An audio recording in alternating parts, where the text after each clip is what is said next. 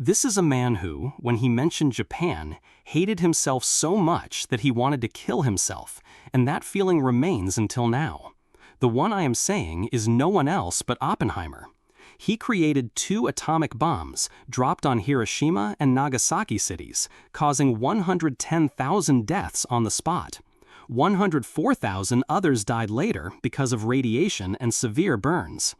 Despite the merit of helping the United States win against the Japanese fascists in World War II, he was accused by the US government of being a communist. So what is this? Please join me to watch a great film about the father of the atomic bomb. Oppenheimer was born in New York City on April 22, 1904, carrying Jewish blood, so he excelled from a young age. Growing up, Oppenheimer had a special passion for the theory of quantum physics by the talented scientist Albert Einstein. He was so obsessed that when he went to bed or during experiments, he thought about the universe. As a result, he was so absorbed in the lab that he missed Dr. Niels Bohr's lecture. On one occasion, after being reprimanded, he injected a poisonous chemical called potassium cyanide into the teacher's apple and then attended the seminar. The next morning, because Oppenheimer had a great question, Dr. Niels Bohr personally went to the lab to find the male lead to talk. Thanks to that, Oppenheimer was introduced to the Department of Physics at Harvard University.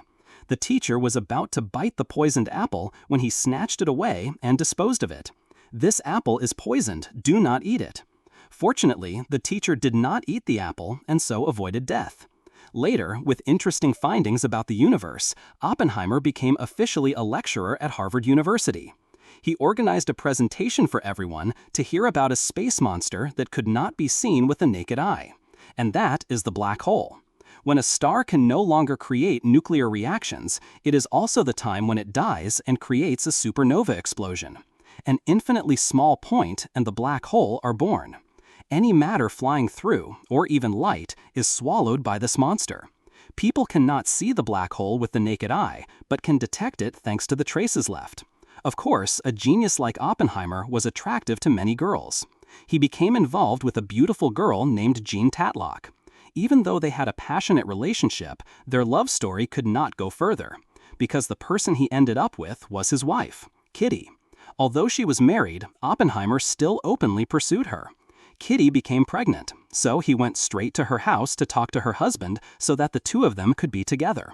Fortunately, in the US this was acceptable, but in Vietnam it would have been considered scandalous. The 1940s saw Nazi Germany under the command of Hitler begin to occupy Europe and commit genocide against the Jews. Hence, the Allies always had to think of a way to make a strong enough weapon that could destroy the fascists. Oppenheimer thought that any matter in the universe, or even humans, is made up of atomic particles. These atomic particles are closely linked to ensure they are inseparable. If a force is strong enough to separate them, it will release a huge source of energy. Therefore, he conceived the project of manufacturing atomic bombs, a kind of extremely terrible destructive bomb that humanity had never known. Upon hearing this news, Lewis Strauss, the head of the Atomic Energy Committee, invited Oppenheimer to work. He was also hugely ambitious. Here, the male lead had the opportunity to meet his idol, Albert Einstein. Not knowing what the 2 of them talked about, Albert Einstein left without looking at Lewis Strauss's face. This made him extremely angry. On a beautiful day when Oppenheimer was preparing to class, Colonel Groves arrived. He wanted the male lead to manage the US government's atomic bomb manufacturing project. If this weapon was successful, it could defeat Nazi Germany and save tens of thousands of people. Given Hitler's ongoing genocide, Oppenheimer agreed. Immediately, the supergiant project costing billions of dollars was implemented. To create a complete atomic bomb alone was impossible for Oppenheimer. Therefore, he personally went to prestigious universities to invite famous scientists in physics and mathematics to work. Because this was a secret project that the United States didn't want the Soviet Union to know about, participants could not be related to the Communist Party. Only Oppenheimer was guaranteed by Colonel Groves, even though the male lead had a wife and brother who were members of the Communist Party. The location was chosen to build a research facility located in a desert in New Mexico. The US military built a town there just to serve the daily needs of more than 4,000 scientists. As soon as everything was prepared, Oppenheimer divided everyone into 4 groups. The first group was mathematicians, who were responsible for calculating the scale and destruction of a nuclear explosion. The second group consisted of physicists specializing in uranium-235 and plutonium modulation. These elements are suitable for performing the nuclear chain reaction. The third group was the soldiers, who were responsible for ensuring security and preventing information from leaking to the outside. And the last group was logistics. The principle of operation of an atomic bomb is very simple. It is to take advantage of the energy released from the fission of the nucleus. However, to split the nucleus requires tremendous pressure. Therefore, Oppenheimer and his team had to create a small explosion inside the atomic bomb to detonate the chain reaction. Very quickly, the initial achievements came. Physicists prepared a small amount of uranium-235 and plutonium-239, and the male leads group studied small bombs that would trigger the nuclear bombs. Right at the time when everyone was under great pressure, mathematician Taylor brought forth an equation to calculate an atomic explosion. It was an exponential function, from one nucleus splitting into two nuclei, and those two nuclei would each split into two more, so they would multiply according to the exponential function. And that chain reaction would only stop when there was no more material to fission. This meant that humanity would be permanently destroyed. After listening, Oppenheimer and everyone stood dumbfounded. They had set out to make a bomb to win against Nazi Germany, but now it could destroy the whole world. The male lead could not help but be bewildered, so he went to Albert Einstein to consult. The silver-headed scientist said that the probability of such a terrible nuclear explosion occurring was almost zero, because they would need a lot of energy to maintain the nuclear chain reaction. With a little bit of anxiety in his heart, Oppenheimer quickly returned to notify the whole group that Taylor's equation was wrong. Unexpectedly, this made the male lead hated by the mathematician, and everyone continued with their work. Just like that, the process of manufacturing atomic bombs came to an end. 4,000 scientists, after 3 years of research and at a cost of $2 billion, finally produced the first atomic bomb. It had a spherical core of plutonium-239, and the outer shell was a special chemical explosive used to activate the nuclear fission. Now only the test remained to complete the task. Oppenheimer chose the location of the explosion as a remote desert without a trace of life. The bomb would be placed on a tall tower 20 meters high. Thus, its destructive power would achieve the highest performance when not hindered by the terrain. And the observatory was divided into 4 directions, each about 20 kilometers away from the bomb, to observe the explosion in the best way. July 16, 1945 was determined to be the day of the test, and Oppenheimer called it Trinity because he and his team had created 3 atomic bombs.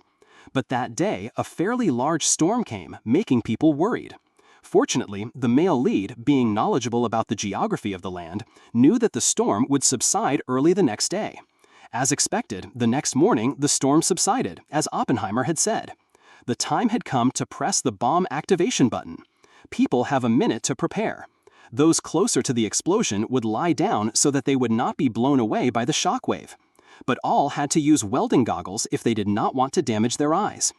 As soon as the atomic bomb was triggered, it created an extremely terrible explosion that stunned the witnesses. More than 20 kilometers away, the shockwave still blew, making the dust fly wildly. That moment made Oppenheimer realize that he was no different from a hell demon when creating such a destructive weapon. After the successful test, Oppenheimer had the career he wished for. The US government took control of the laboratory and the other 2 atomic bombs. The original goal of Oppenheimer and the US government was to use atomic bombs to win the war. But now Germany had surrendered and Hitler was dead. So what about the other 2 atomic bombs? They couldn't be used to attack the Soviet Union, and they would expire soon. While they were agonizing over this, Japan suddenly attacked Pearl Harbor, causing the US Pacific Fleet to suffer a devastating loss. This provided the reason they had been lacking. Very quickly, on August 6 and 9, 1945, the US dropped those 2 bombs on the cities of Hiroshima and Nagasaki, causing more than 110,000 people to die on the spot and more than 104,000 people to die later from severe burns and radiation sickness. Although Japan had surrendered unconditionally, this terrible outcome made Oppenheimer regret his actions. Standing in front of a crowd of supporters, he tried to smile and talk about the victory. However, deep in his heart, the main male was so haunted that wherever he went, he could see scenes of death. Due to his deep regret, during a meeting with U.S. President Truman, he called on him to use atomic bombs only for the purpose of peace so that civilians would not have to sacrifice unjustly. But the president called Oppenheimer a crybaby and did not want to meet him again. After that meeting, the male lead spoke out and called on the community of scientists to pressure the U.S. government not to arbitrarily treat human life as worthless. Naturally, the government, and especially the head of the Atomic Energy Committee, Lewis Strauss, were very angry about that action. Meanwhile, the Soviet Union was also making atomic bombs. He blamed the leaking of national secrets on Oppenheimer. If the male lead were convicted, his own political path would be clear. Very quickly, a hearing took place. Lewis Strauss's lawyer, Roger Robb, was the one who accused Oppenheimer in front of 3 judges, and a lawyer was appointed for the male lead. Roger Robb said that Oppenheimer's wife and brother were communists, so the leaking of the secret of making nuclear bombs to the Soviet Union was certainly related to him. Moreover, Oppenheimer often had illicit relationships with his old flame Jean Tatlock, who was also a member of the Communist Party. Even the mathematician Taylor, bearing a grudge because Oppenheimer had said his equation was wrong, accused the male lead of being unreliable. It seemed that this time Oppenheimer would find it hard to escape the claws of the cunning fox Lewis Strauss. Fortunately, other scientists, and especially Colonel Groves, stood up to testify and support Oppenheimer. Thanks to that, he was cleared of the charge of betraying the United States. However, the judges agreed that he was an unreliable person, so he could not continue to work on confidential projects for the country anymore. Thus, the famous career of Oppenheimer ended from here. The movie ends here. If you found it interesting, do not forget to watch the channel for other movies and leave a like and subscribe so you don't miss my new videos.